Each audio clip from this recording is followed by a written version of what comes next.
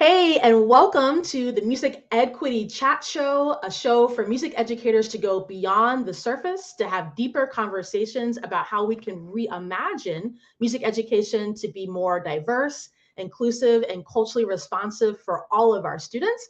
My name is Ashley Cuthbertson, and I'm your host of the Music EdQuity Chat Show. I'm a music educator and the founder and CEO of Cuthbertson Consulting. We're an educational consulting firm that specifically supports music educators in centering equitable and culturally responsive practices in their curriculum and instruction so that they can build and maintain high quality music programs where all young musicians are thriving.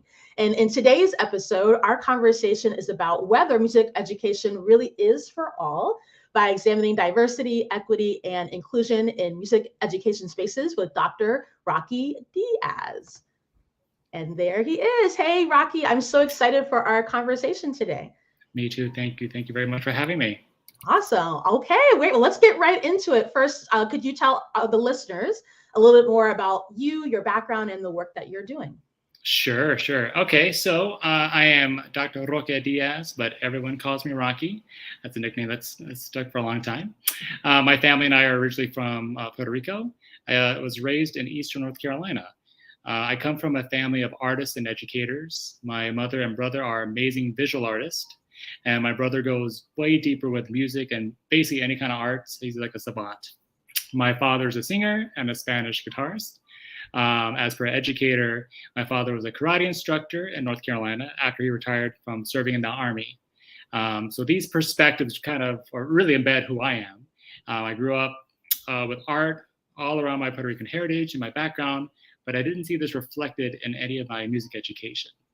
Representation is just one of the many elements that I'm working to amplify throughout the arts sector, but we'll talk about this more later. So that being said, who am I? I am a father to a wonderful 8-year-old. I am a musician, an educator, and a researcher.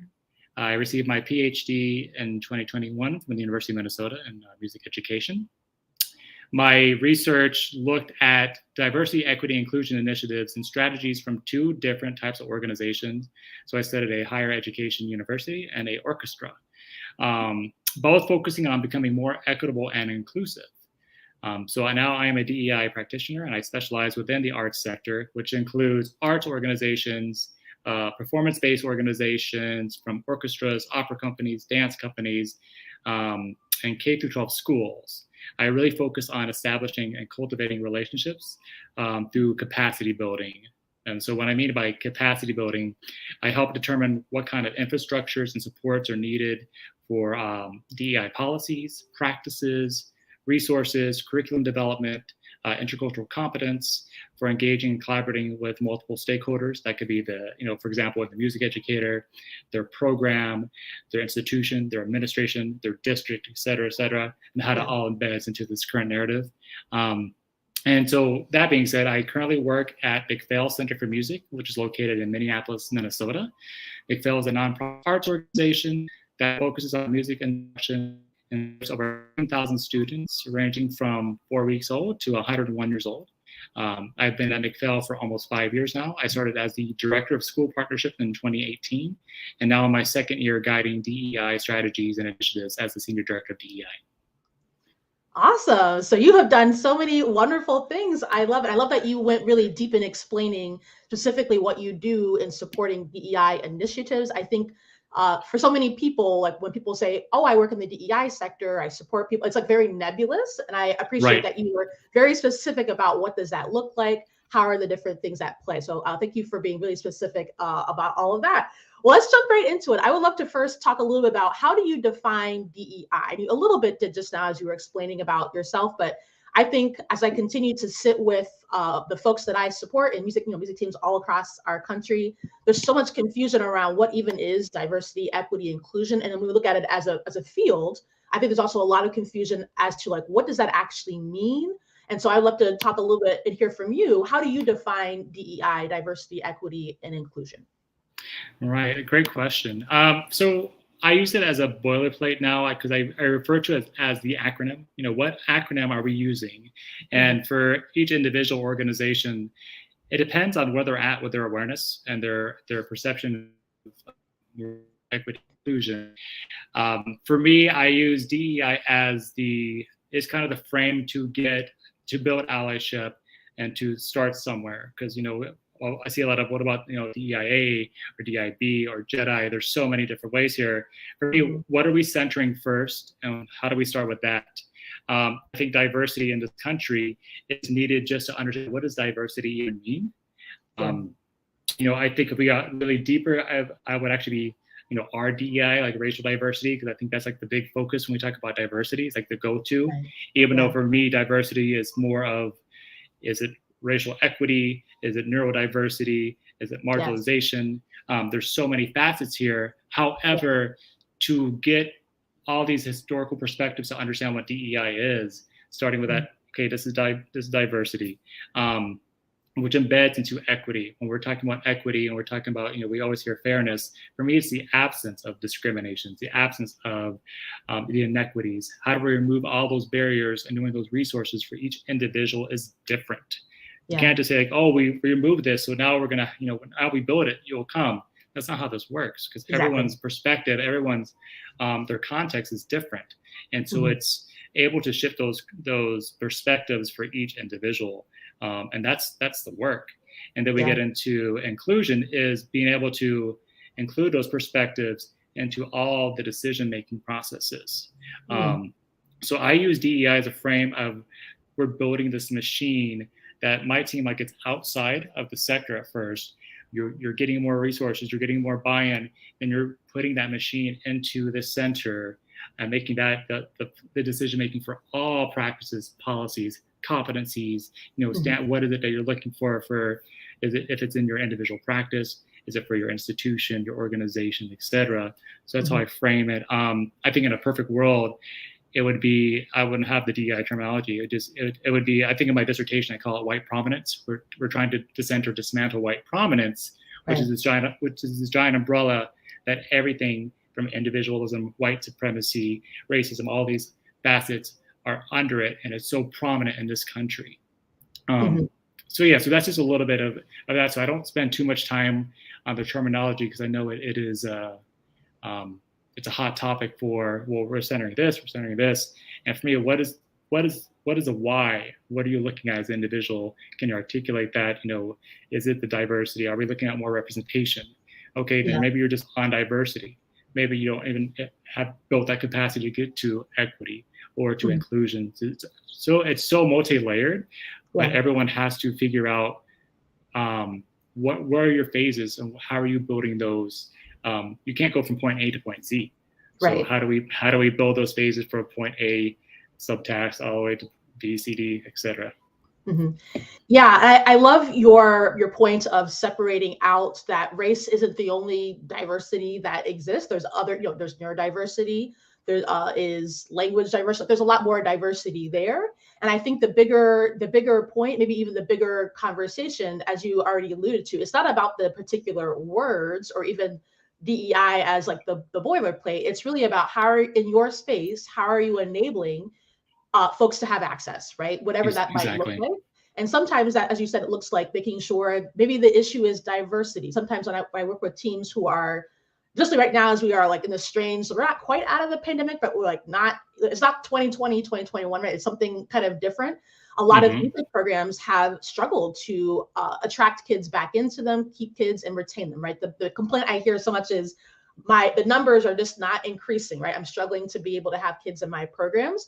What I notice oftentimes when I'm working with teams around that, and my focus really is cultural responsiveness, because I think that is the lever we pull to get to equity, especially in instruction and delivery. But the problem that often I'm noticing, and maybe it's not a official fancy research study, but in my anecdotal evidence, is often it's an issue, especially in areas of Black and brown students where we have ethnic and racial diversity. A lot of time, the reason that the numbers are low and staying low is often a diversity issue, because the kids that you are hoping that will want to be in your program, you've built it, right? You've removed financial barriers, you've removed all kinds of different things. However, as you said, just building it and hoping they will come does not mean that they will come, right? When you look into a space and you don't see any like reflection of yourself, either literally, racially, or you see things that don't. Oftentimes in my own teaching, students would say things like, yeah, I like singing, I want to be in the choir, but like what you're doing is like, they were nice. They were nice Right. trying to say to me, basically, the actual choices that you're making as far as like music and the activities that we're doing did not really vibe with them. So it didn't matter that I had, removed different, what I thought were obstacles to access. They literally just did not see. And so it's more of an issue of diversity. But then even bigger than that, it's just an issue of access for me is going to look different than access than the other person. So how are you just removing their obstacles and barriers for the people that you're trying to have be present?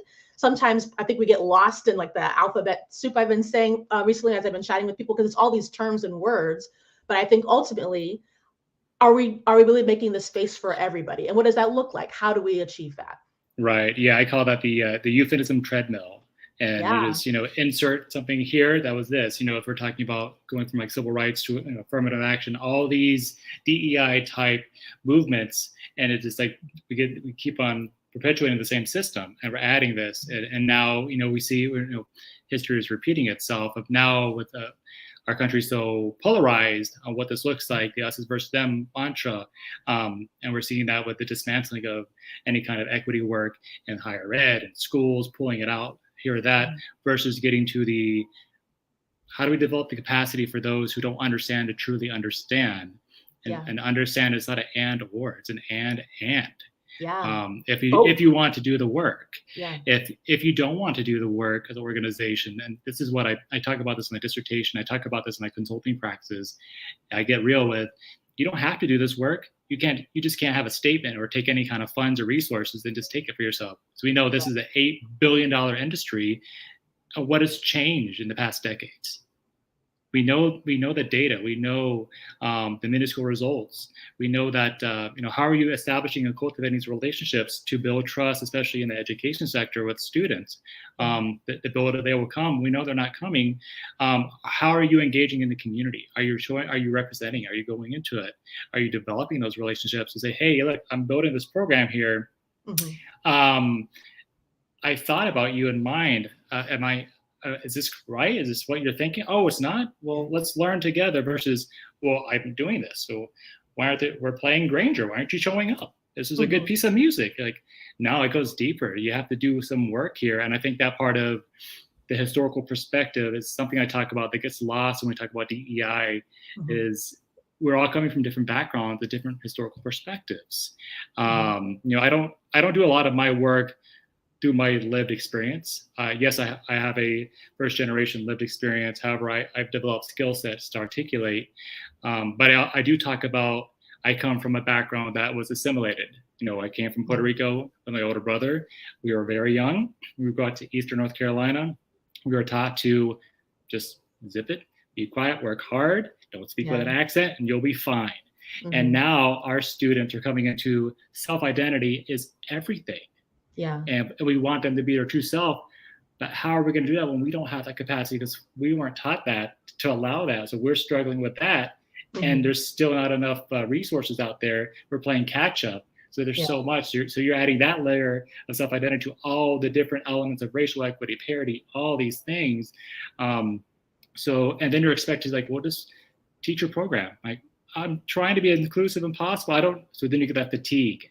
And that comes into it. Then it's the worst part is the silence. You're like, well, I'm not going to do anything. And so how do you navigate those challenges and challenge someone? And challenge is not a dirty word. To say, you know what? For me, I would love for an administrator, educator, whoever I'm working with, to say, I just don't know what to do. Great, we can start with that. We can start developing your capacity. But it's hard for people to say, I don't know what to do, especially when you're, as music education, we are very siloed. We're taught to, okay, now here's your program, go teach your class. You're probably in the corner building somewhere and you don't get that interaction. And to develop that awareness of, am I being relevant? Because everything I know is from my historical perspective, from this, traditions, at least the curriculum that is really outdated. And so now you're asking me to be responsive. What does that mean? I want to do that, but now I don't want to make a mistake, because then I'm going to get canceled. And it's all over versus having that, those facilitators in place to say, hey, we're going to work with you. You're going to step in it and we're going to help you navigate that. and it's okay to step in it. We'll work this out. Versus that, oh, if you step in it, you're done. So that's for me, like, no, we got to meet and embed this if we're truly going to build allyship and move this forward for music education for our students, but our teachers as well. Yeah. Yeah, I love that. And I like and I want to go back to the point that you just, well, several of them were amazing. And I think one particular that I notice a lot of the time when I work with teachers is this kind of like they're working really hard. They're trying to be inclusive. They're trying to be responsive and relevant. And then they get tired, as you said, that fatigue. And I think, and I wonder what you think about this too. I wonder if there is, because I was trying to think of, I've been thinking a lot on why is it that we all agree that music should be for everyone? We all get in it because we're excited about teaching music and we're excited about sharing this joy and this power that we know that music education is. But why is it that there's so much resistance to doing some of the things that we know need to be done? Be more relevant in our curricular choices, be more inclusive in how we deliver instruction. And I know a lot of it is just like some of it is like a lack of knowledge, which there's nothing wrong necessarily with not knowing something, because nobody's expecting anybody to know all the things. And we know that that's part of the problem. And I think everybody is aware that there's just things that we don't know, but why is it that music teachers are so afraid maybe to go forward? And I have a little bit of a hypothesis that I'm curious what you think. I think a little bit of it is shame around asking for help and acknowledging that you don't know something. And I think because in music education, typically people are attracted to be, you go to college as a music educator or as a performer or other things, but go into music. Typically those are people who did really well in music in their K-12 programs. They were often the people that were the all district and the all regional and the all state, and maybe they participated in community groups. Like they are used to being kind of like the big fish in the small pond. And then maybe even when they went to college, they still were a big fish. And a little bit of my hypothesis is I wonder if some of the resistance to just asking for help and admitting like, I don't know this. I think it might be a little bit around the personality of the people that are attracted to our profession, who were the ones who had all the answers, and now they're finding themselves not. And there's a little bit of shame associated around that. What are your thoughts around that? I don't have like hard data or evidence to that. But as I've been thinking about that, I'm like, what is it? Because when I ask people, do you believe this is for everybody? Do you want to do this work? Everybody agrees. And then when I work one-on-one with teachers in my coaching capacity, often it comes up of like, I don't know where to go or to start. I don't know what, and also like, I'm afraid to ask and admit that I don't know. What are your thoughts about that? Right. Well, everything you said is spot on. And, thank you for sharing that perspective. For me, I think about back in the day when I taught with some colleagues, we would do our music program and we'll leave and somebody would be blasting Michael Jackson in the car or something. And I go, let's teach that in the classroom. Like, well, we got to work on these etudes first, or we got to get ready for performance assessment. Why not both?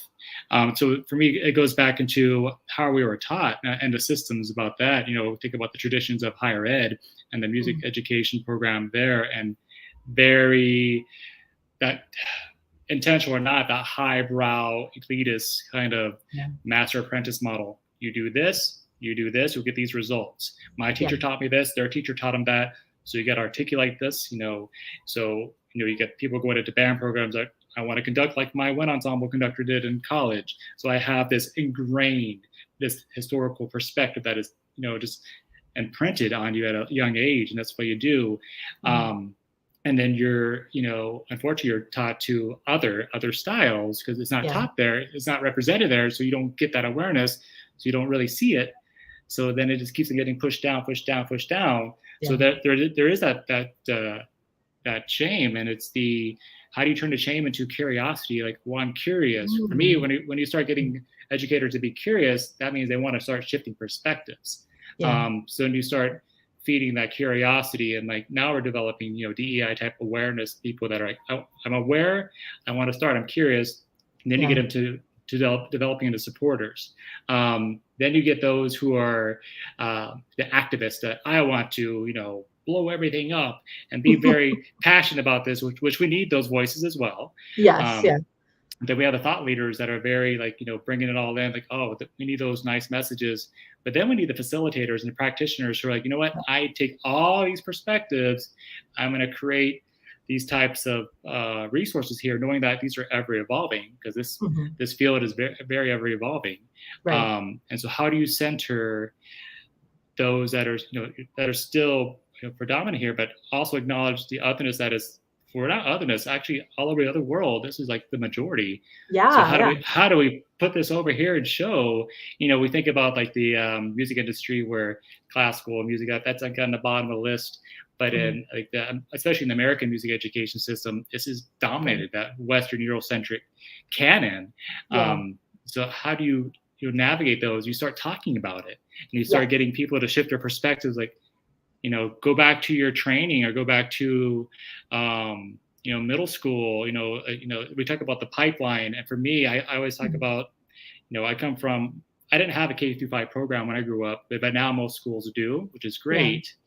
My middle school was a very strong band or choir program, but you had to select. But then I had a few colleagues growing up that didn't speak English that well. So they started getting segregated into English learning classes. And so I started thinking about that now, like, middle school is when the segregation starts happening in music ed and arts in general. And we don't have a big focus on that. And so those who are in the high school program that are going into the system, they already know that there's a privileged pipeline that has been established for them. So that so their access is different than access from those from that different backgrounds. So we have to, it's not even fix a pipeline. We have to truly create a pipeline to allow those. So then you get students that are like, hey, I would like to see my representation in higher ed. Because I always question that. Well, I'm paying for school. Why can't I study what I want to study? Exactly. Yeah. Like, does it make sense to me? No, this is what you do. Like, okay, well, assimilation mindset. Yes, sir, yes, ma'am. And now with students that, well, no, I don't. I want to do that. I'll go to YouTube University. I'll learn it myself. So how do you find that balance now, and how do you give teachers those tools that are been ingrained not to think that way? Like, we got to teach hot cross buns. It has to be this way. And and I'm not knocking hot cross buns, but what are other songs that we can do? Can you write your own music? Is there things to do to explore that? How about write a song with your class? How about they write a song together? So the lack of or like almost the disappearance of critical thinking and educators is hard when you're stuck in that pattern of like, I want to do this, do this, and then you add all the other facets of trying to be a music educator while dealing with admin emails or all these events or duties, like and then you have 200 students in a program and you're trying to reach all of them. Then you're dealing with oh, my schedule this year, I have 5 kindergarten classes after lunch. No! How am I going to, I have this whole DEI plan here, I want to do this, and I can't get them to be in a straight line. Like, like where do I start? So I mean, that struggle is real, but it is. Getting accountability partners in a group to be able to talk about those things, and a facilitator to help move you forward with these small wins, and focus on these small wins. And next thing you know, you've developed this robust new package, and knowing that there are phases. There's going to be phases. Maybe this first year we could focus on this phase, what it looks like. But that is taking a step back to critically like reflect and think. Maybe even journal. Like, I wonder why that was like that. It's just a big first step, and that kind of stuff is free. It's just the individual taking the time to take a breath and start doing that kind of interpersonal work. Yeah. And I love that point that you made of that it begins when the educator is ready to be curious and have a curiosity about, well, what could it be like if? I love that. I think that makes so much sense. And I think for folks who are wondering, like, well, where do I even start? How do I even begin? I think that's like a great starting place, just starting to be curious and see where that goes. In my own personal life right now, one thing I am unlearning from myself is the need to kind of control like the process, like really letting go so I can have my focus beyond the vision. And I think that applies here too. Like, if our vision is this beautiful ideal of music for everyone, we have to be willing to let go of the independent details of the steps, as far as like not knowing what all the steps are going to be. Because sometimes a lot of it, I think what people miss about equity work in particular is you're not going to know all of the steps. Like, there's no way to know the steps, but you can know, okay, well, here's two options I could take. I could be curious about something and we could try this or this. We get the data and the information about how it goes, and now we know the next step. I think that's something that people miss when it comes to equity work, is that you're not going to know every single little thing. It's about being willing to work in community with the people that you're trying to serve and figuring out what do I need to try out to figure out what's going to be the next step. I think that's what people often miss. And as you were talking, I was like, that's really what it is. It's like being curious enough to just get started somewhere and be okay with the fact that you are going to make mistakes. It's just going to happen. And that needs to be okay. And you have to be willing to move through those mistakes, right? You can't get so scared.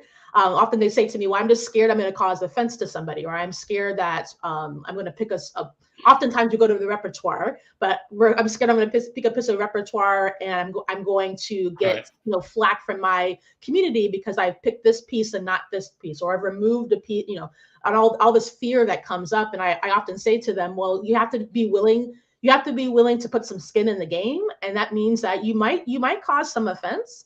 And do you have the knowledge to explain your choice, right?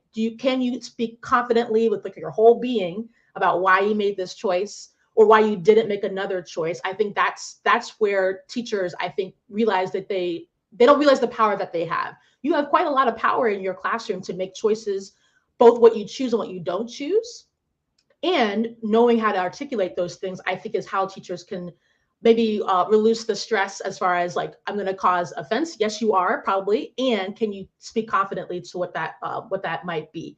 Another point I'm going to go back to is in middle school. I hadn't thought about this before. I think about a lot in like high school programs. That part of the reason why we're struggling to keep kids just in music at all is I think we are like holding on too tight to this band, orchestra, and choir model, and we're not opening our minds to other ways that music is, in fact, right now being, like, probably your students right now are creating music in lots of other ways, and they don't see that as being possible in school, which is why part of the reason why you're struggling to have kids in programs. That's a whole other discussion. But I didn't think about the middle school piece, and I kind of want to go back to that as far as that is true, that's kind of where the sorting happens. And I know, at least in my own experience here where I'm in the DC area, often the kids who are in high school music programs, they were in middle school programs. It's a little bit unusual to be in a high school program and music program and you were not like involved in music in middle school. A lot of it because if you don't learn like the basic skills and techniques and foundations in middle school, by the time you get to high school, there isn't really a place for you to go. And so it's harder for kids to like have high school be their starting place. And so I kind of want to go back to that thought you had of like the sorting that kind of happens in middle school. What are your thoughts on how could that be less of a sorting at the middle school stage as far as music participation for kids, so that there is more of a through line pipeline for kids to kind of pop in wherever, versus if you don't do it in middle school, if you don't figure it out, you're kind of out. I'm curious what your thoughts are. Sure. Yeah. And another great question. For me, it's all about creating different types of entry points and pathways. What does that look like? When I think of middle school, is there an option in the middle school and we know one of the big barriers is scheduling, but how do we get past that? Can we create pathways where a student in middle school can try out different art classes? And then maybe if there's a more serious type program, can that be an after school program? Can it be something that we do? That way, I'm interested in art and cello, but after school, I'm going to be in this orp ensemble. And so we start developing these areas here and those kind of pathways. And is there a mentorship program? Is there a high school kind of mentorship program where they can come in, and see that representation? For me, my representation was my older brother.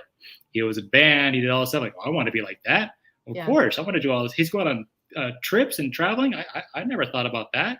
And that was a big impact on me. And then in high school, we got to see the North Carolina Symphony, and it had a Spanish trumpet player playing a solo. I'm like, what? That's a thing? I had no idea. And that sparked another curiosity in me. So getting what are types of instances and those kind of curiosity kind of moments we can create for students who, at the end of the day, they don't, we don't know what we don't know. If we don't see this, we don't talk about it. How are we going to get interested in it? And again, that goes back to your point earlier of learning how to let go. Like, if I'm committed to this and curious, I'm gonna have to let go of some of these traditional practices that, might be great for what I was thinking, but historically, who's not here? Who's not participating? Right. And we don't need to look at the your research studies. We know the data. We know what's not shifting. We know for a predominantly white institution or a classroom or whatever, if we truly want to make that change, what is our end game? What is our wish list here? Can we see these DEI type of outcomes, and how do we build these steps to get there? And establishing that, and does that start in middle school? Does that start all the way in elementary school? So those are areas there, and plus your community. Are there community-based arts organizations that you can partner with? Because I hear a lot of times like, I don't know what to do, versus we don't have a budget. Well, do you have any arts organizations? Do you have any grant organizations that you can work with? I'm lucky to be in the Twin Cities here, where there are hundreds of arts organizations. And I'm blessed to work at a large arts community-based organization that we do over 100 community partnerships. Oh, great. And it's, we advocate for, we're not here to take educators' jobs. We're here to help support in areas that you need. There are gaps, whatever you need. And now we have a very intentional DEI lens of bringing in, we call it Project Amplify, and bringing in, marginalized voices to help and representation, and bring that as well. Because we know that imprint is also impactful. So we're trying to be intentional about this. But it's getting those that are in these positions to go back and be curious and articulate the why. Like, why do you want to do this? And develop that. And also give yourself space to know that, like you were saying before, I'm going to probably step in it. I'm probably gonna get called out in social media. Are there areas here to help me? Yes, there are. There are people doing great work, and here's how to connect these dots. If you're ready to start taking that journey, and it's gonna take time, and it's different for each person. For me, I have to be mindful, because I live in this 100% of the time all day long, right? And somebody else I'm talking to is not. So I have to shift my understanding perspective to meet them.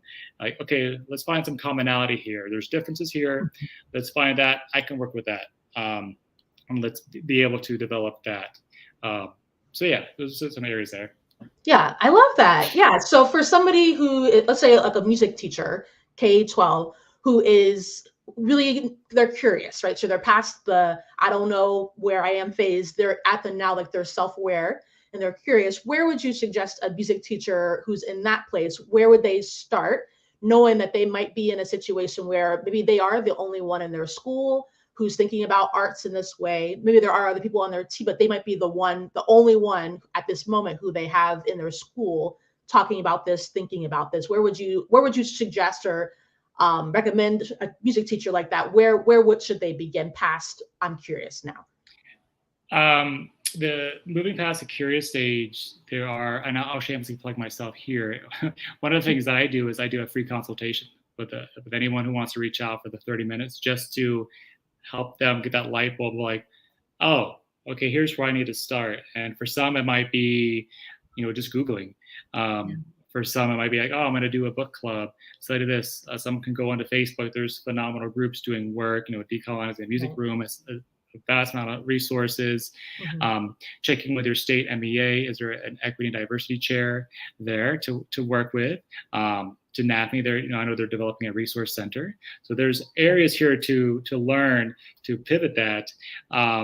One of the things I like doing is I like to do I'm not really big in assessments, but this assessment, I like it. It's called the IDEI, if you're familiar with that. I have heard that one, yeah. Yeah, the Intercultural Development Inventory. It's an assessment. It's a 50-question assessment, and it basically assesses you on how you perceive to understand cultural commonalities and differences. And what it does is it shows you how you see yourself understanding cultural differences versus where the assessment places you, and it's on this type of continuum. So you might see yourself further along the continuum, but wherever you're at, there's no judgment there. It's just, here's where you're at. How can we help you develop more capacity to adapt to here, with the top being the adaptive stage called adaptation, where you're able to culturally shift into whatever scenario it is. So I use example. I might be personally at the adaptive stage where I can culturally shift, and in my music practices and teaching, However, Mhm. I might be in a lower model when I'm trying to teach my son, my 8-year-old son, math, where I'm like, it's got to be this way. No, I'm going to do it this way. No, it's got to be this way. To know Mhm. that there's differences when you're doing DEI, and understanding that that's part of this process too, that it is every perspective is different, and that's okay but how do you develop that awareness, that acceptance, to develop that kind of shift to meet that person or meet yourself and find those commonalities. Yeah. So I recommend that assessment. I do those assessments. And the cool thing about that is the next step is we do like a one-on-one debrief. We go over the results. And what I do is I tie it into direct, if you're a music educator, how does that affect you as a music educator? What are steps you can do? Like here's your development plan, your journal, your diary. What are your big goals 3 weeks from now, a year from now, 2 years? Like think really big, and then we'll phase it out. You know what? I love these outcomes. Here are small wins we're going to focus on. Here's how you can, ask your principal, especially if you have a school organization that has a DEI statement that's really focused on this. Be like, you know what? I'm doing the work. I want to develop my intercultural competency. I want to, be able to be the best for me, to be the best for my students. Right. So those are areas there. And then the other part is learning how to, a little bit of a controversial statement here of, in case of emergency, put mask on yourself first. The whole development starts with you first. Yes. You can say it's always about the students first. The students are fine. They have a different perspective than us, and they're gonna adapt and they're gonna learn. But if we know historically it's not changing, the representation is not changing, think about like, well, who is it? Is it me? Do I need to take a step back and reflect? So those are areas, but it really starts with the educator being curious, like, okay, well, now you're going to make a commitment. And there are resources there to do that. And I can send those links out if anyone's interested. Showing it's really connecting your dots in your journey. And always going, having a wish list is awesome. Having those direct outcomes. Yeah. How do you get there in your journey? Which knowing that, give yourself space, because there's going to be times, this is why I call my organization progressing forward, because you're going to make progress forward, but you might go back and forth, where you're still getting there. So that's progress over perfection. Yes, I love that. And I love that you mentioned that it's all about starting with the educator, the person first, and making that commitment. I think, especially with the music teachers that I work with, because my area is really around the cultural responsive lever that we use to get to equity. And a lot of that, the end result is in the programs, the practices and policies, but also like in the literal curriculum and instruction, which is really where my kind of zone of genius lies. Music teachers are so quick to want to jump there, right? To the repertoire piece, to the curriculum piece, to the lessons and the rehearsals and the concerts. And so I appreciate having another person say it. It really doesn't start there. It has to start with the work you do on yourself. But I think even more importantly, the curiosity with that commitment, because it's very easy, as we have seen, right? This the last probably 3 years since 2020, all of these diversity, equity, inclusion statements, and all these companies and organizations with these grand visions of what they're going to do now that they've suddenly been aware, out of nowhere, like suddenly now we're aware that we have this problem. And we still see, 3 years later, I would say not still see, but 3 years later, I don't know that I've seen a lot of huge shifts in many of these companies and organizations. There's definitely examples of places where I think, yes, that's a good model of they made a commitment. Now I see change. And I think too often it was very easy for people to make statements. It's harder to make the commitment to action and actually do things and keep moving forward. As you said, like some of it's going to go forward. Sometimes you're going to go back as you kind of progress forward. And so I love to chat a little bit about, of course, you and I believe in this work because this is what we do, right? That it's important to have this, but we need to push forwards towards diversity, equity, inclusion, because that's how we get to music for all, right? It's nice to have that vision, but it's not for all. I think that's the answer. The question that the episode is in the title is it for all? I think the answer is no, unfortunately, but not because we don't want it to be. I think because we are kind of still holding on to these traditional ways of teaching, which quite frankly have not served us since, whenever music education really started in our country, like 200 years ago. Sure. It only served a very specific kind of person, right? And now here we are in 2023, Our education system is different. Our music education system is different. We serve people that were not getting served, those hundreds of years ago when it was beginning. But we have not shifted the way that we teach. We haven't shifted some of the systems and practices. So I'd love to hear from you. And obviously the answer is yes, we need to have these shifts, but can you talk a little bit about why is it needed that we are centering diversity, equity, inclusion in our music programs, or even in the arts sector at large? Why is it needed? Yes, that's a big question. Gosh, that's a whole research study. Yeah. I think it is because, look at the data. We know the global majority are people of color. The data might be off here. I think it's, the largest diversity group is neurodiversity, or growing into that. There's, the disability. There's areas here that we are just continuing to ignore in a way, and continuing just to overlook, or just it's an additive approach. We've done that, no. It's not that new. How are we making it sustainable? How are we, if we're talking about belonging and inclusion, we got to get more resource to that. We need to amplify that message, and it needs to be not just you and I saying this. It needs to be others that are allies here, that it keeps on building that snowball effect. We need those kind of buy-in. That is just a normal narrative. So that's why this is needed. I think in Minnesota, or it might be in the United States, students under third grade are all students of color. So it's shifting. The predominantly white, that group, the dominant group, is going to shift into the minoritized group. We're shifting here. We're seeing it. Yeah. So it's being aware of that and articulating that. We know that higher education institutions are losing students now too. What's the value of this degree? And we see that in the schools of music and the universities, which is still a small niche compared to other program areas. But and then music education in general, that's even smaller. So how are we see all these education jobs open? Yes, but most time no one's equipped to the skill sets to serve these students.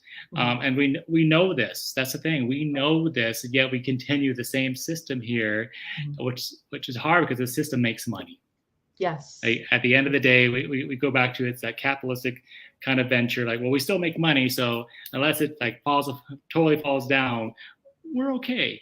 Or we did this, we did that, and so how do you move past that cognitive dissonance if we know what needs to be done? We've known this historically, what needs to be done. So how do you push that? For me, that's where I challenge, individuals, organizations, that if they're committed to this, or they're putting a statement, okay, then what is it? You interesting concept you brought up about, it's been 3 years here of this work with the pandemic, and almost on the anniversary of George Floyd's murder, is where are these organizations that committed all this money, committed this work? What are they doing now? And you know what? I would rather take an organization saying we thought we knew what we were doing. We don't. Yeah. We need help. Are there, what can we do? Okay, that's that. I would rather have someone be intentional with that, but I understand that hierarchy and power is embedded into the system too, and getting those to apologize and move that forward. That is a narrative that has to be challenged and dismantled. So DEI it's everything. It is, and for me, I don't want to see it as an expense. This is the future, and this is now. We're going to. We know the historical barriers. We know the present day barriers. Let's do it, and we know there are resources out there, and there's advocates out there. So how do we put the advocates together, and how do we find this kind of consortium where we talk about this and we establish this, knowing that each community, each individual is different, but we give them a platform to amplify their work, to learn, to want to learn, to move and progress forward, and their journey through DEI. Yeah, and I love your point about, and it's true. Oftentimes, the system serves itself, right? So until the system is literally on fire, burning down to the ground, it's going to keep kind of going forward. And I think especially in music education, what we unfortunately see a lot of times when people are in their teacher education programs, when they are doing their student teaching, who are they student teaching with? They're student teaching with teachers who are very well established at programs that are very well established, often in programs in like suburban, well-off areas. Not all the time, but often that's unfortunately what we see, because who is ready to be a mentor? It's teachers who have been doing it for a long time and feel good about where they are, right? They're not teachers who have, so many things happening that they don't have the capacity to work with the student teacher. But the unfortunate reality is the demographic change, especially in regards to like race and ethnicity. And then I agree with you. I think especially when it comes to neurodiversity and students with disabilities, is because the shift has already happened. We're already over 50% Black, Brown, Indigenous, Asian students in our country. Our teacher workforce is still something like 80% white teachers. And in music education, it's like closer to 90%.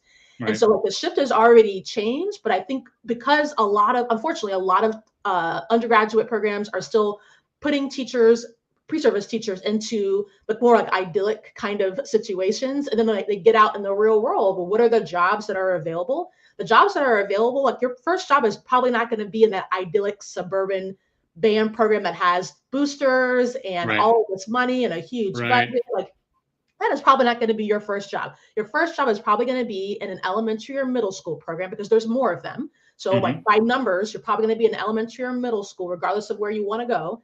You're probably going to be in a place where they need a teacher. That's why there's a vacancy, right? And it's often going to be in areas where we have students with disabilities and neurodiversity happening, Black, Brown, and Asian, Indigenous students with different cultural backgrounds that you probably didn't even have like the chance to really learn how to build that cultural competence with, because you were in a very idyllic place. And I think, unfortunately, because that keeps happening, people are beginning to be aware of like, oh yeah, that's kind of a problem. I adjunct at sometimes here in the Baltimore, I say here in the Baltimore area, not that far from where I am in the DC area, but in Baltimore, the University of Maryland, Baltimore County is starting to make these big shifts where they are making sure that the pre-service teachers are having multiple student teaching experiences and being very intentional that the demographics of the schools are widely varied. I think that is really important. I am hoping that that's going to catch on to other places, because I think part of the DEI issue in music, and probably in arts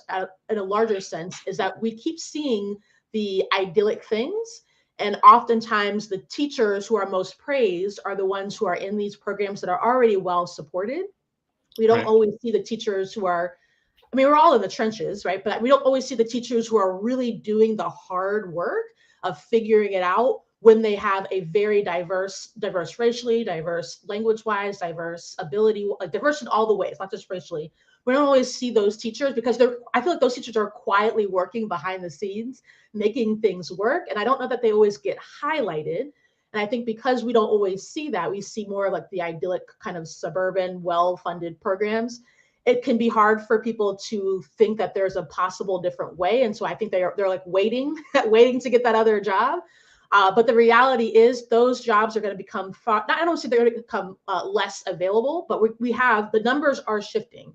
It's going to be more likely that you're going to be in a school where you're not going to be able to get away with not learning how to be culturally competent, regardless of what you look like or what your students look like, their abilities, and all those, all of the ways, right? All the ways that inclusion is going to be necessary. And I think for me, why I'm so passionate about this work is because music is so important and every student deserves it. I don't know that all of the, I don't say I don't know. I know not every student is getting a great arts and music education, because I don't think we're setting our teachers up to be able to have the skill set and the knowledge. And I think because music teachers are so overwhelmed already with all the things that they have on their plate, as you said, sometimes like that curiosity piece, I don't know that they have the capacity sometimes to be curious. And I think that holds us back a little bit. What do you think about that? Yeah, brilliant points again. One thing I thought about, we haven't talked about it here, and I'd love to get your perspective when you're talking about this. Let's look at the title again, Music for All. And for me, like I struggle with music education, especially American music education. And when I think of middle schools, but predominantly in high schools and university settings, is it music education or is it music performance education? What are we supporting more? Yeah. What is that's really ingrained in us? What is the visible optics of you're going to get this. This is what we achieve, and it's the performance versus the, you know, the teachers that are in a rural area working with marginalized students that maybe haven't had a meal in 4 days because they're working on the fields, and they're supporting them, and you know, that story's not getting. And I'm not trying to say this as a sad story. I'm trying to say this is reality. Yes. You know, for all these different areas. Right. You know, I grew up in Eastern North Carolina. I get it. Like it's you know, as someone who comes from a low income family, to find resources, my outlet was music. You know, when I picked up my brother's trumpet, and I'm ADHD, that was my out. I would practice hours and hours while watching the TV.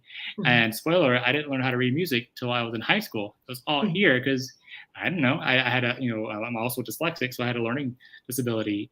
But music helped channel my energy, my passion, my power. Yeah. And so I think about what can we do with other students if we give them the access, also figuring out what is it they need in a learning style, or what is their mode of learning? Are there incentives here? There's mentorships. What do we look at when we talk about access? Right. And then going to the deeper, is it music for all? Is it music performance for all?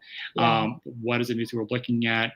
And how do we get these institutions? How do we get the bigger organizations that support institutions? If it's an orchestra, is it, you know, I think of like, is it, is it NAFME? Is it Music for All? What is the intent behind here, and how can we support this and dismantle those barriers? You know, again, it's not and or, it's and. But we got to keep on being at that table to say, here's areas here that we're missing. What are the gaps? Or, you know, we know the gaps, so how are we going to reach these students? Just because you have a large Hispanic population doesn't mean they're going to have a mariachi ensemble. Maybe that's not even their background. You know, they might not be Mexican. So we have to, decenter those privileged statements here and move that forward. And for me, it's unique because I am, I was born in Puerto Rico, raised in North Carolina, and so but I identify as both, Puerto Rican and Southern American, because those are both my intersecting identities. Yeah. So I grew up with rock and roll and country music, and it's something I like, but I also like salsa because it was always played at my house. Right. And we're seeing that more now with student identities coming from, like multiracial families as well. How are we going to look at that in the music room? Yeah. Versus, it's not a one size fits all anymore. Not saying that we can't do those styles of music. There's just so much more out there that we just either lack the awareness, the support, the capacity. So how do we develop that curiosity? How do we push that narrative into the system that goes anywhere from kindergarten all the way to the higher ed institutions, and get those that need to listen to these conversations, say, you know what, you're right, we need to do better, and we need to shift this, especially the ones that are having those DEI statements on their website. Like, I see this, so let's hold you accountable, because that's all we're asking for, right? Transparency and be accountable. You're saying this, what are you doing? Mm-hmm. Yeah, or you're saying this, like I work with school district teams usually, you're saying this at the school district level, but how is that translating to the individual schools?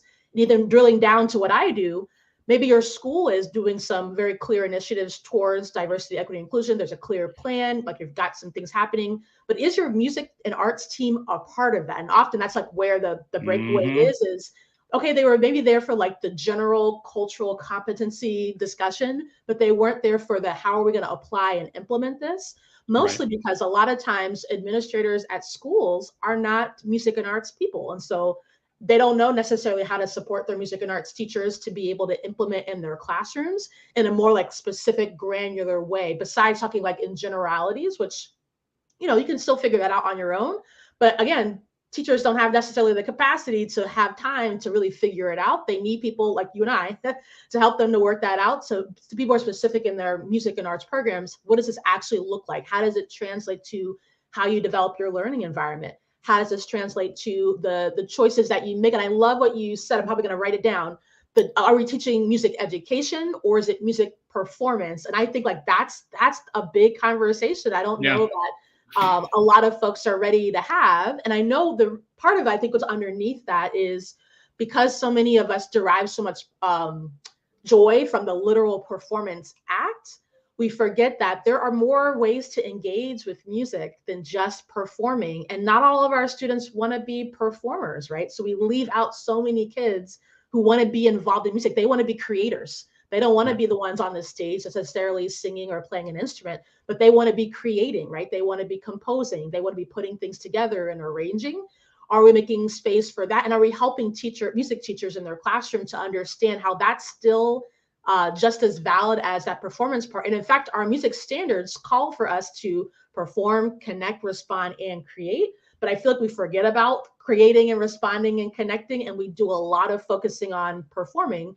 But really, a balanced curriculum is dictating to you through the standards that you're kind of doing all the things. So I love that point of, are we doing music education, or are we just doing the performance part? I think that's an important distinction and conversation to be having. Yeah. Yeah. And, and even that, you were saying something about, the connection part. What would that look like for, your sports players or your school that could connect to music that helped them, like, I need this for a workout list so I can center myself in my breathing when I'm doing this practice for this, kind of sport, learning those different outlets here, or as a therapy tool, a regulation tool. There's all these things here that we could do. And my perfect vision, I could imagine a school like, why isn't there like 10 music educators hitting all these different, facets of diversity for all these students in different ways here? But you got to get past that performance education kind of aspect. Like, how do we recenter that to say that's just one little area here? It's so much more that music can do. We just need more allies here to see that and champion that. Yes, I love that. Yeah. And as you just described, like, a culturally relevant unit. Can we use music as a vehicle to be able to understand wellness for ourselves? How do we balance? Like, that's exactly what it is. That's how you apply it in your classroom. Doesn't need to be a big, scary thing. It's literally, how are they going to use that in their real life to be able to do something, right? How are they going to take the knowledge that you're teaching them around the music skills and concepts and use it in a relevant way to their life? If they're an athlete, they are probably doing something with music. I would guarantee it. And can we help them to understand why certain pieces of music are speaking to them in a certain way when they need more of a balance, versus other pieces of music are speaking to them in a different way when they need to be hyped up? That's a music concept and element lesson right there, right? But I think to your point before, of the traditional ways of teaching music get in the way of being able to think more expansively about that. So I love that. I think that's great. Awesome. All right. Well, as we're kind of getting to the end today, I would love to hear any final thoughts you have as music arts folks, as we're thinking about how we really make music be for all, right? We're all working towards this big, grand vision. What would be your last closing thoughts, recommendations to teachers, our listeners out there who they're in this work, because my listeners they're ready to do the work, but they're now thinking, okay, I'm curious, I'm ready, and where do I go with this? How do I move forward? How do I get into the game? What would be your last closing thoughts to them? Yeah, I have a couple thoughts here. I think about, being able to actively engage, actively listen and do some deep reflection of how does this affect you as an individual, both personally and professionally. When we talk about this, we're talking about, bringing our authentic self. Well, that is both professional and personal. Yeah. So giving space to those and how they intersect. And once you start understanding how they intersect, then you can start developing these type of boundaries, what is needed. But then how do you come into your program area? If it's your classroom, if you're a private studio teacher, if you're an administrator, what does that look like? Mm-hmm. And then again, how does that embed into your organization, your institution? And how do all those embed? Because, if you think like concentric circles, and it all goes to the core. The core is you're the core. Yeah. And one thing we don't talk about a lot is that there's also an inner core of the artist inside you, that makes us unique as well. We have a whole different, almost like a different soul of the art that's living inside us. So how do you resonate that through all this as well? Because that makes us very passionate. Mm-hmm. And then you think about this foundationally, what is your institution doing foundationally for your initiatives? Mm-hmm. Internally, how are they supporting you, your program area internally? And then how are you communicating this to your community members, to your students, to their parents or caretakers? And so how does that look? So that way we get everybody involved, understand what's going on. So it's not just, tight knit, or it's not like that performative aspect. You're truly making change, and you're finding pathways to connect those. So there's a lot. It's a lot there, but it could just really start simple as you just writing on what's your vision, what's your mission here, why do you want to do this, what is making you curious about this, and take some steps there. And I guarantee you, even if you Google things, there's going to get things popped up. There's Facebook searches. You can reach out for me. First 30 minutes is free for that. I usually go over because I'm a talker and I like storytelling. So, because it's just, for me, I'm hopeful of seeing this change because I see it in my son. I see it in his school. My son. Yes, I am a DEI specialist. I really focus on capacity building and foundational and that kind of infrastructure change. Mm-hmm. There are suppliers. You're culture responsive, specialist. For me, I get people to an area where then I can bring in specialists to do things. I know one thing I'm getting like a lot of asked for trans inclusion. I'm not a specialist in that. I'm learning about it. Yeah. But going back to my son is that I am hopeful because he's 8 and he always corrects me on pronouns. Yes. And he has this awareness, like if you can do it, buddy, then I can do it. Yeah. It's just a mind shift. Mm-hmm. And so I'm so hopeful seeing that the young generation having all these social justice themes, the Heritage Month, even though I acknowledge it's more than a month, like, right. Wow, this is because I grew up where it was not talked about. Me too. Yeah.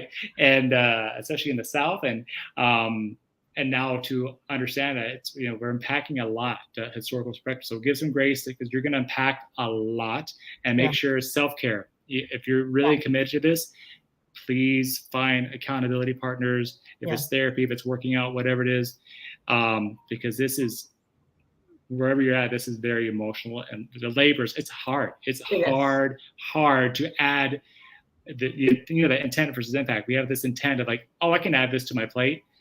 You prepare yourself. There's going to be times where it's, oh my gosh, this is so much. And then that's when that fatigue comes in, a burnout. So find ways to avoid that. Check in with somebody, really take care of yourself, listen to your body, drink a lot of water and rest.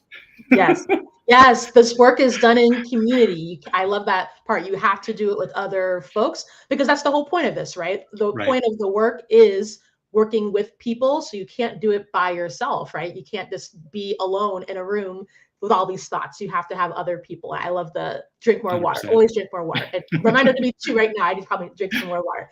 I love that. Awesome. All right. Well, this has been amazing. Thank you so much, Roque. This has been so great to chat more about this higher level conversation that I don't think a lot of people are really having in the arts to happen. So thank you so much for coming on.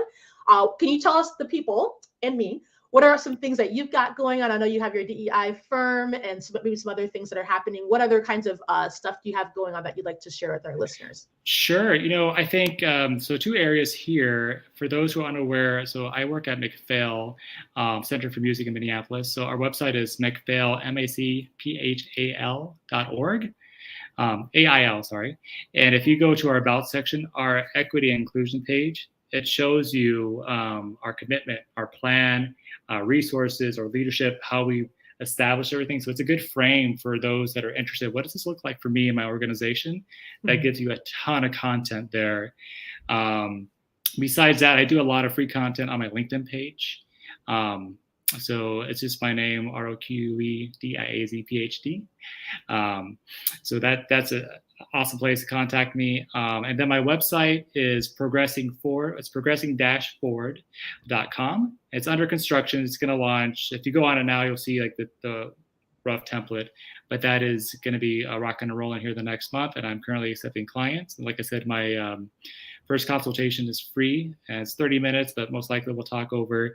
For me, it's that snowball effect of developing more DEI supporters, agitators, disruptors, activists, thought leaders, and facilitators, because we need all the voices to develop allyship so we can disrupt and challenge the narrative and just decenter, dismantle, and recenter what's happening.